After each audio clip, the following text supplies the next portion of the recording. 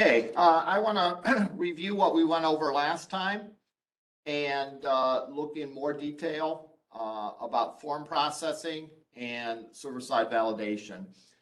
I've taken the files from the example, I put them in the special folder for my web server, which, given it is IIS by default, it is CINET pub www root. If you installed XAMPP, there'll be another folder for you to put in. If you are not sure at all what that folder is, let me know, and I'll help you find it. But anyhow, you should be able to run these examples. Remember, you cannot directly open up a file, a PHP file in Chrome, like you would do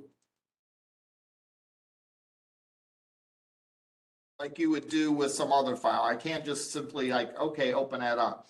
I'll get the PHP code if I do that. That's because you can't process, a browser can't process the PHP code. Only the server can. Therefore, you have to request the web server. In my case, the name is localhost, and in your case, probably too. It'll be localhost. You have to request the server to process it in order for you to get a completed page, because PHP code are the instructions to create a web page. They're not a finished web page. They have to go through the processing of the server in order to be seen. So we have this example from last time. We have our home page. We have a chart of the range of heart rate and a maximum heart rate for different age ranges, or for different ages, increments of 5. Finally, we have a calculator where we put in a person's age, we put in how many beats per 60 seconds, and it'll tell you if it's in the optimal range or not. Okay, first thing I want to review is the way that we've ensured that these pages are consistent. We've done that by using include files. So if you compare two of the pages, let's say the index page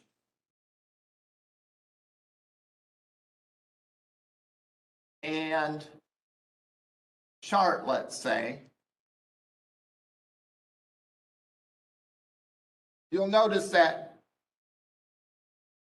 code that is in common on these pages are in include files. So for example, the header, the navigation, that's common code. It's going to be the same on these two pages, and it'll be the same on every page. That code is included in an include file. Likewise, the footer. And an include file in PHP can contain anything that you can put in a PHP file. That is, it can contain HTML or PHP typically. Could also contain JavaScript or CSS code even, but typically is used for HTML or PHP code. So if we look at the header,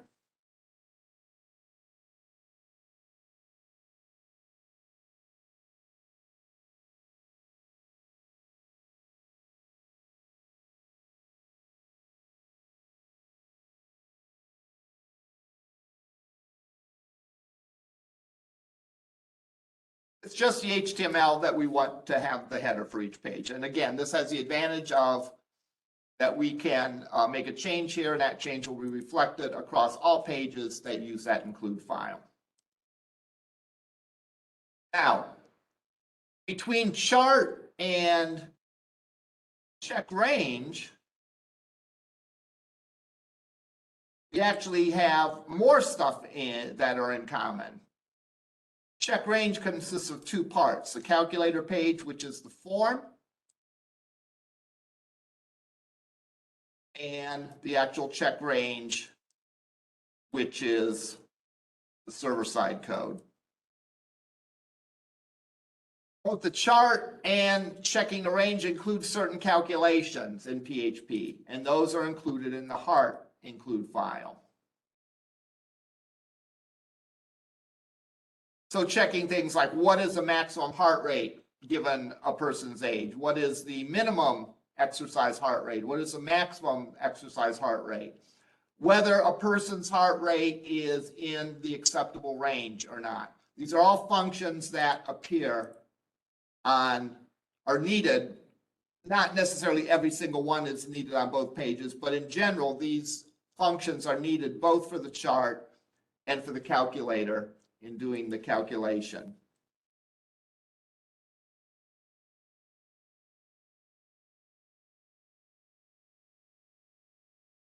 So those include files are included there. The chart is very similar to the square number application that we did before, or page that we did before. So I'll spend a minute to review that, but I want to spend most of my time on the calculator page. We have a for loop. Included in that for loop is this block of HTML. Notice the start of the for loop is here, the end of the for loop is down here. That can be confusing for some people. We actually could, if you remember the way we did it with the for loop with the squares of numbers, we could actually write all this as PHP statements that output HTML. But we didn't. We included it as plain old HTML code. But here's the start of the for loop, here's the end of the for loop, which means that this block of code gets executed over and over again. With little pieces of PHP inserted at key locations. Like here we output the age, which comes from the loop. Here we calculate the minimum rate, minimum exercise rate, the maximum exercise rate, so that we can output the range. Here we calculate the maximum rate and display that. And we do that in TDs. So when we're done with this, we have a table of values.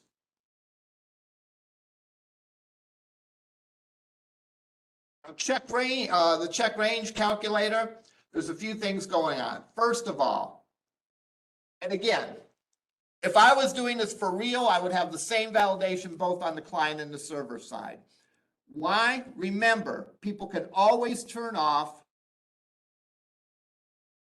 server-side validation. People can always turn off client-side validation.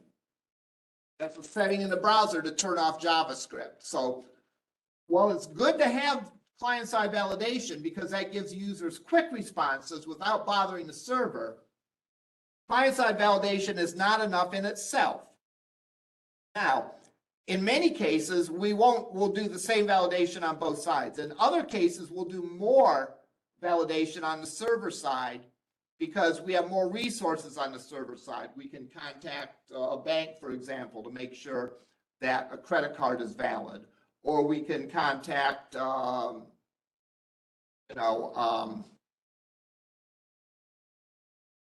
database to make sure that the login credentials are correct, or whatever we need to.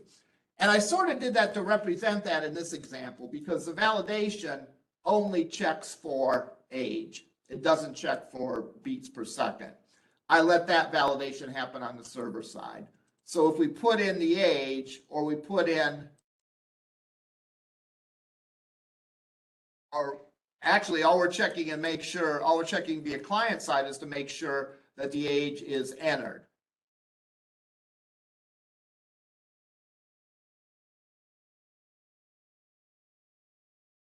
And if it's not entered, we display an error message. On the server side, we make sure that both are entered and that both of them are numeric.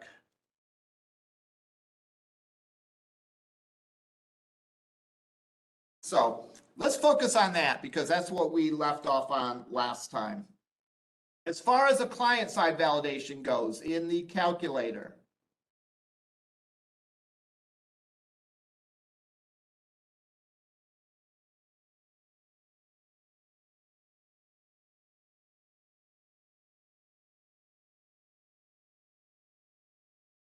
we have a function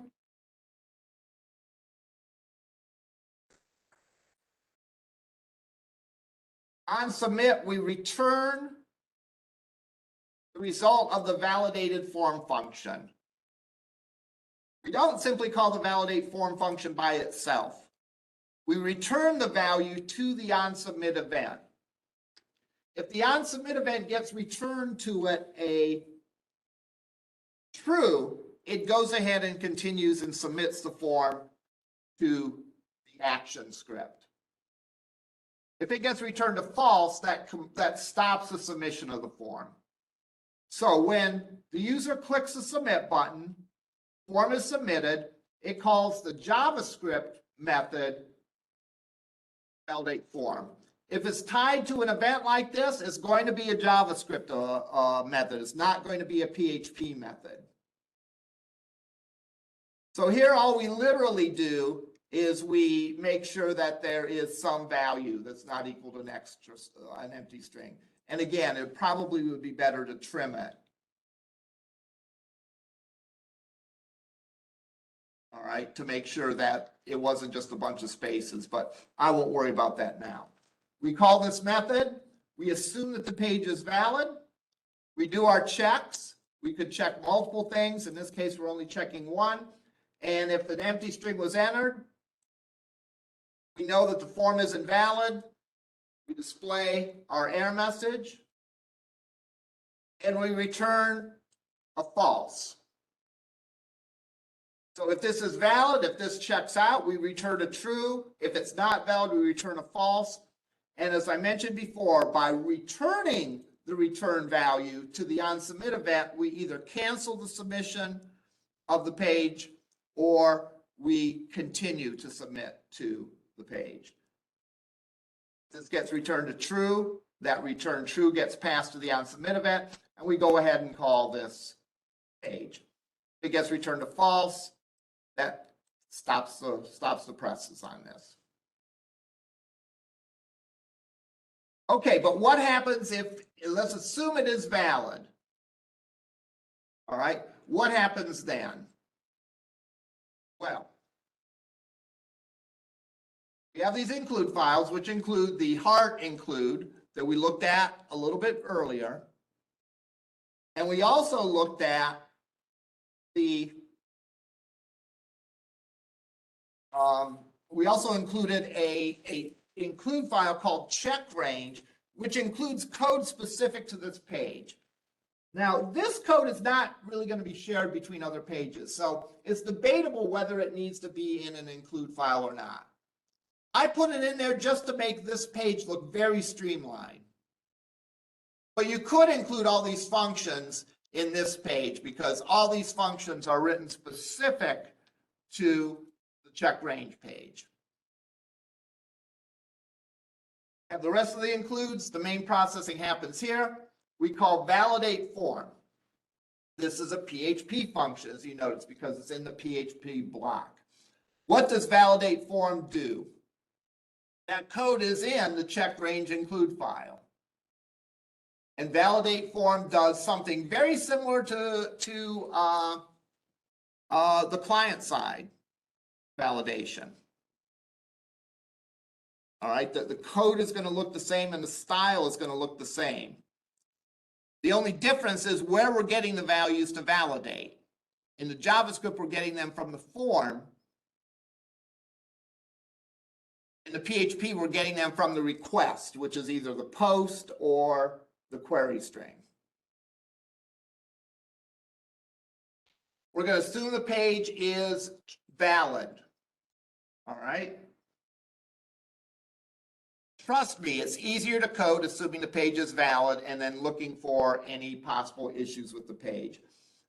It would be much harder to write the code to assume the page was bad and try to prove it's true. It's like sort of the basic rule in mathematics. To prove something, you have to prove it to be true in every case. To prove something is false, you only need to find one counterexample. So we then have a list of if statements. And isSet is a PHP function to make sure that there's a value there. So if not isSet, the exclamation point means not. So if isSet is false or not isSet is true, then the page is not valid. And we display this error message, no value for age. Now, the HTML and JavaScript already validates for that. But this is here just to be sure. It's like a guy that wears suspenders and a belt. All right? They're really making sure that the situation is handled. All right? Because you can always disable JavaScript on the client side. All right? So, make sure that there's a value for it. If there is not, we display the error message and we know that the form is false, regardless of how anything else tests out. Because remember, to find that the form is invalid, all you have to do is find one thing that's wrong with the form. We make sure that there's a value for beats. Same way, not is set. We then check to see if it's not numeric. Again, the exclamation point means not. So this is the equivalent of saying if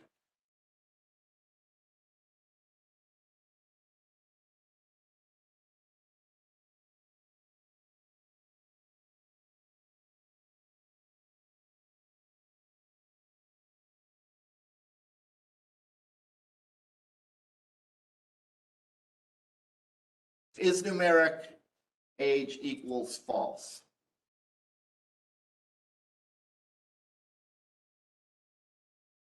We're saying if is numeric is either a true or false. If not is numeric is true. That means that is numeric is false. And the page is not valid, and we have that the age is not a number. Finally, if the beats is not numeric, we display the error message. Now, I could put other validations in here if I wanted to. If I entered in a 6-digit heartbeat, it's probably not valid, right? So I could put in a maximum or a minimum. You know, if it was a negative number for beats per 10 seconds or 6 seconds, or if the age was negative or anything like that. But I'm not doing that test in here. We could expand that, you know, any way that we wanted to do, but it would basically be the same thing. You'd have just another series of if statements to check to make sure that the age is, if it's numeric, then the age would have to be greater than 0. And the age would have to be less than 120, let's say. The bottom line is when this function processes, it's either going to return a true, which indicates everything's okay, none of these problem conditions were met, or it's going to return a false, which indicates that, yes, there was a problem. Right? Yes, there was a problem. Now, page gets back from this either a true or false. We store that in a variable called valid. If the page is valid, then we display the output. If it's not valid, we do not display the output and we get the error messages. So, put in some garbage data here.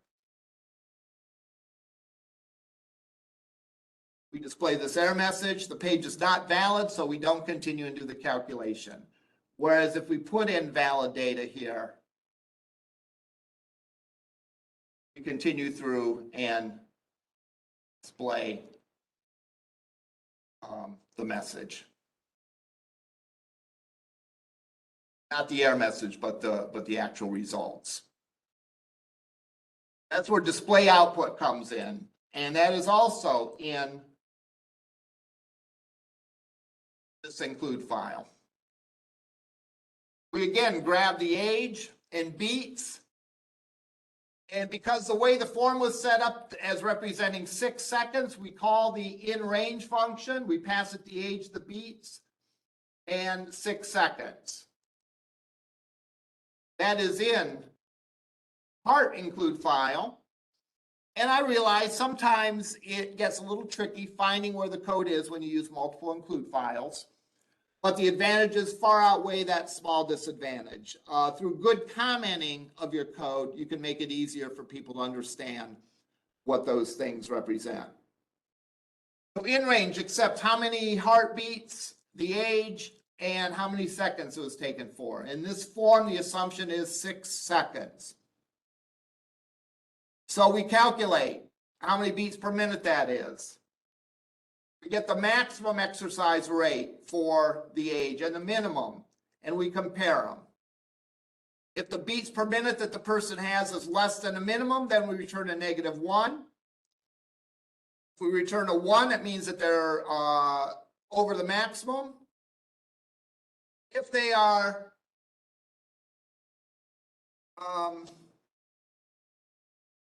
over the maximum, we return a 1.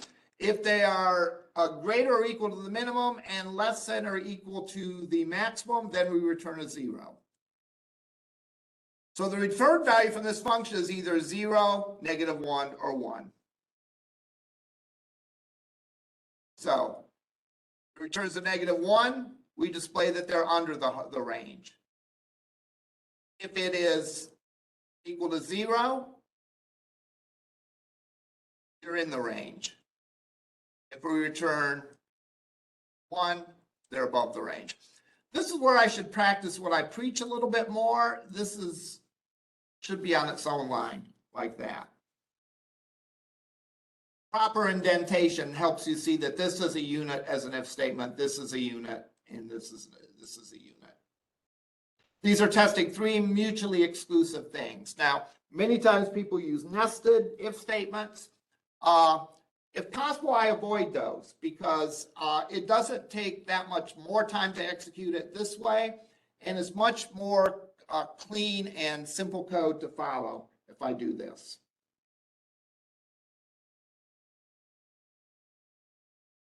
So we display the result that we get either way. Now, there's a little bit of a problem here. And that is, what if I do enter garbage in here? We get the error message from the server, right? And again, we could test for this client side, but for the purposes of this example, we're doing server side testing, which again, maybe in some cases we have to do because it involves, accessing a database or something like that. But we have to go back to the calculator to fix it. It would be nice if this page did everything. If this page allowed us to enter the data and processed it as well, and didn't have 2 pages involved, if everything was on 1 page. In order to do that, we have to make this page post back to itself. So in this case, this page calls this page. But what we really want is this page to call back itself and have it execute a different section of the page. That's called a postback because we are submitting the code back to itself. So what I'm going to do is I'm going to make a second version of this that does a postback to show that. And depending on the time, we might not be able to complete it, but we'll take a look. All right, first thing I'm going to do is I'm going to copy calculator.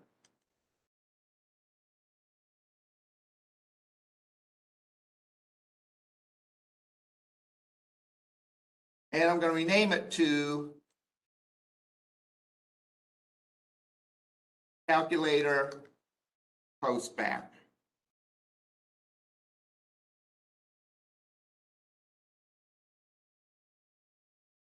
I'm going to go and I'm going to edit the nav.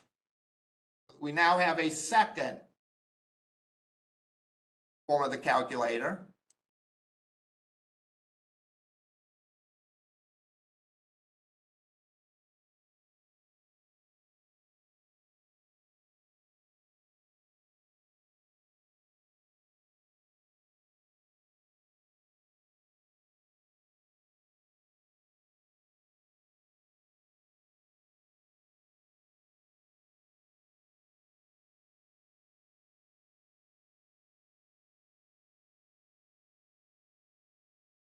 All right.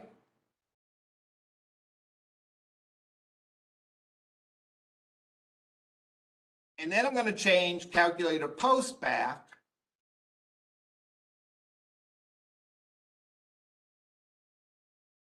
call itself.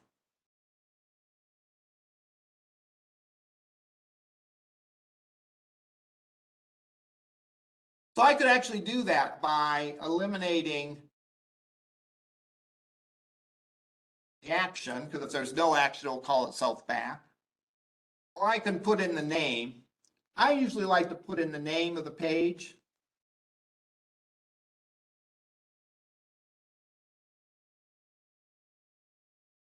So it's going to be the same name as itself. Right? So right now, if we were to do this, it's not going to work the way that we'd expect. We go to the calculator postback page, we enter in a value. It doesn't do anything but redisplay the form.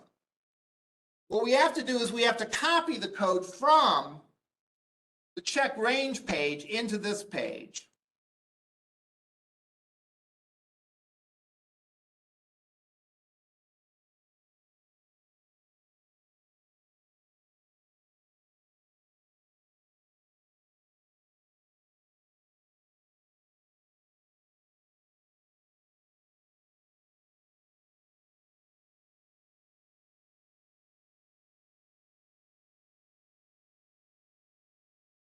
Now,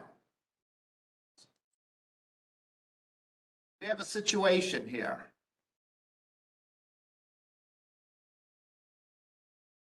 The second time through, we want to do this code. So when the page posts back to itself, we want to do the processing of the form. But we won't want to do that the first time through.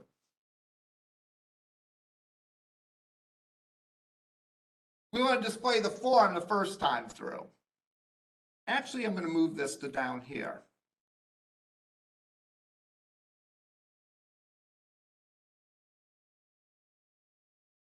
The first time through, we want to process, we just want to display the form. The second time through, we want to validate the form, display any error messages, and if it's valid, display the output.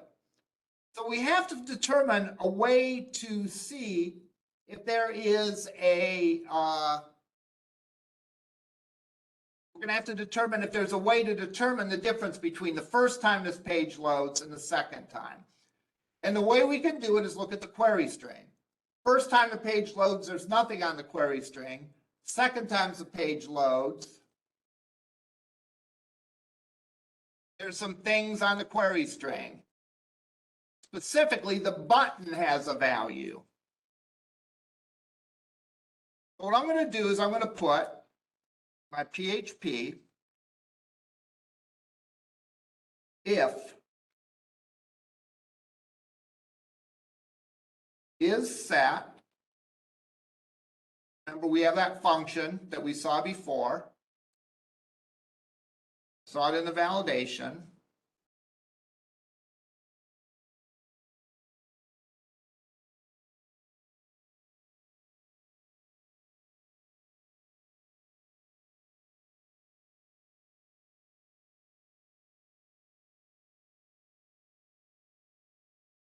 Is set.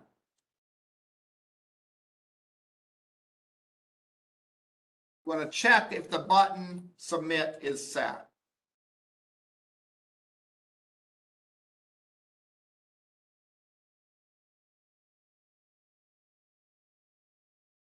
Feeling I made a typo somewhere. Let's look.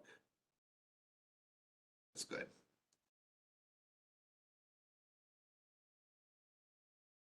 So if the submit button was pressed, then there's going to be something as part of the request that has a name of button submit. So I want to go ahead and validate it and process it.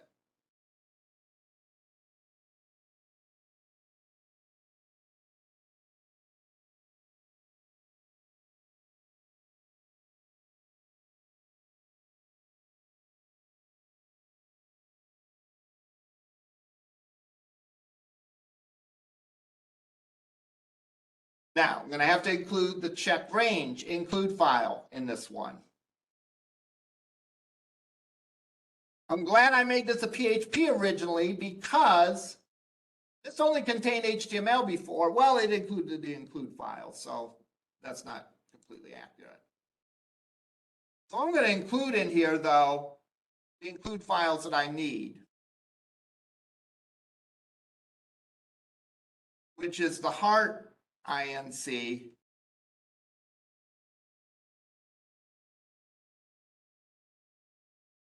and the check range INC.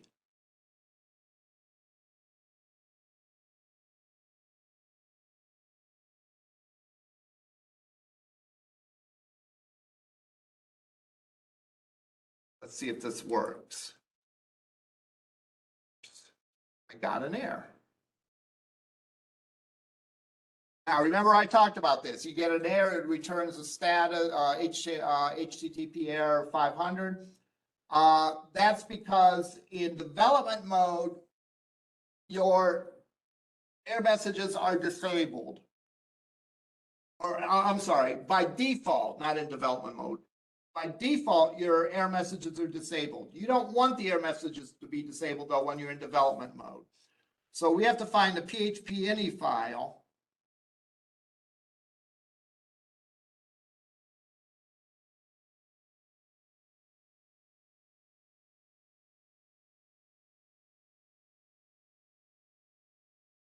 And we have to find where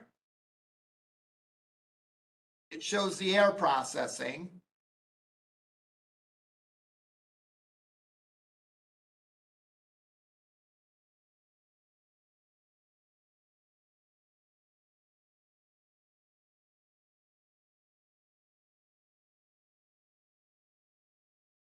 And warmer. Display errors on. And it explains this. Error output is useful during development, but could be dangerous in a production environment. Sensitive information could potentially be displayed if you have this enabled during production environment, things that hackers could use to infiltrate your system. But in development mode, we want it to be that way. So we will save this, refresh, and it tells me I have an unmatched on line 63. So let's look at line 63.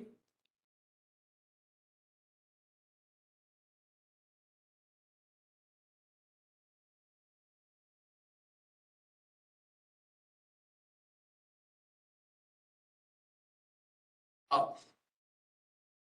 Go.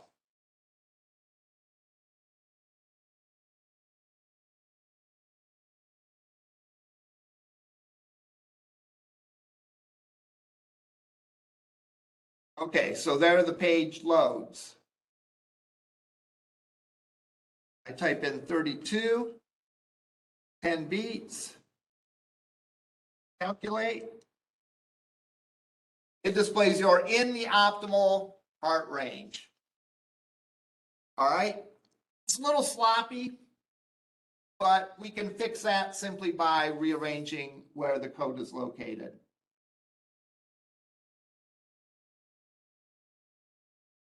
I will actually put that snippet of code right here, then it will output in a better location.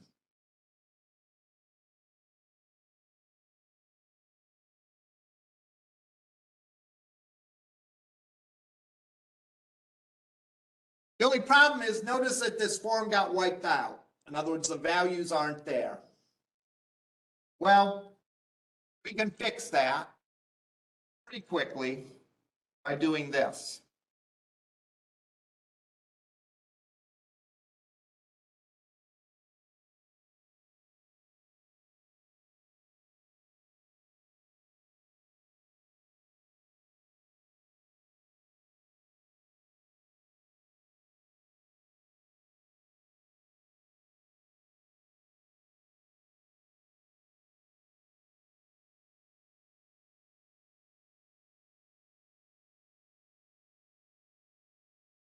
I'm going to initialize these two variables to nothing.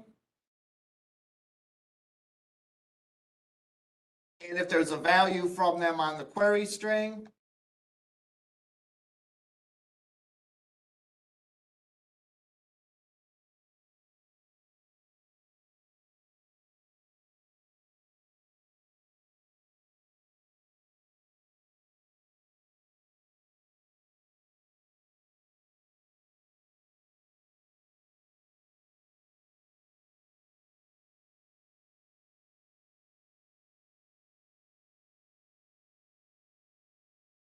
then age equals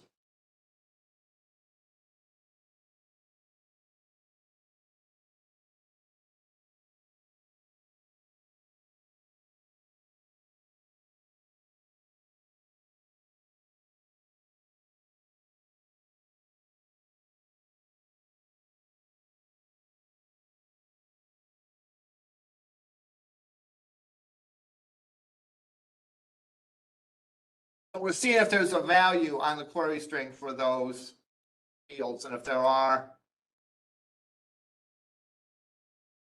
we are saving them in a variable.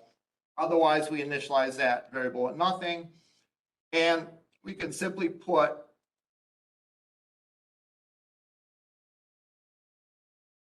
property on the form.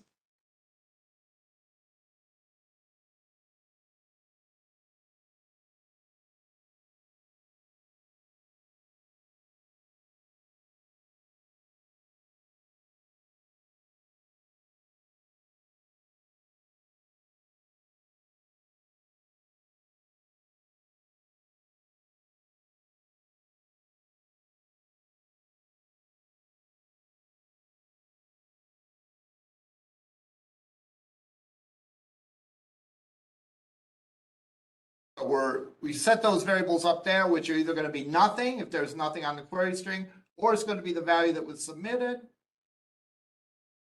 Looks right. And same thing here.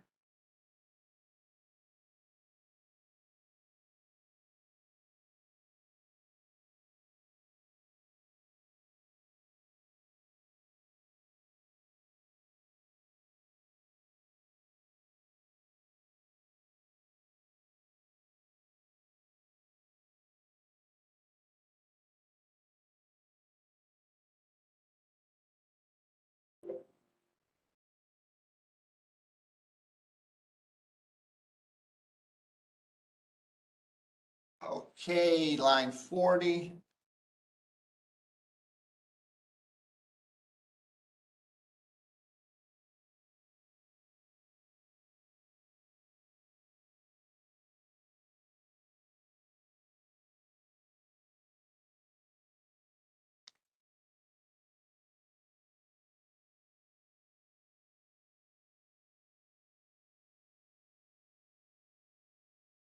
And 32, you hit calculate. Almost worked. Give me the beats per second.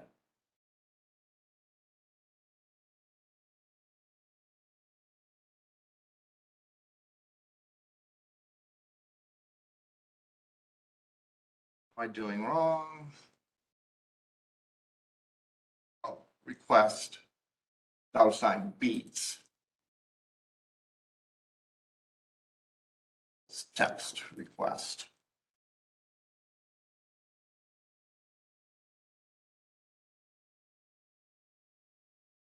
go to the page the first time, nothing on the query string. We type in the values for these. Boom, it gives us that we're in the optimal heart range. Type in garbage here. It's not a number, and so on. I will post this example. Generally speaking, this way, using two different pages is a little easier to understand, I would say, but this way, the postback is probably a better way to do it.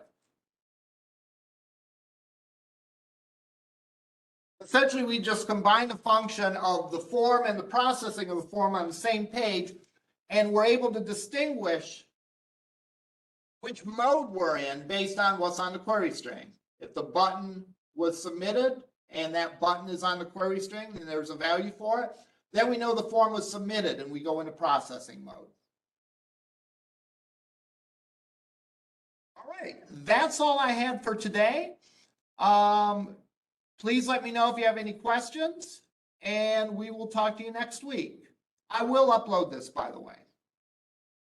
Take care.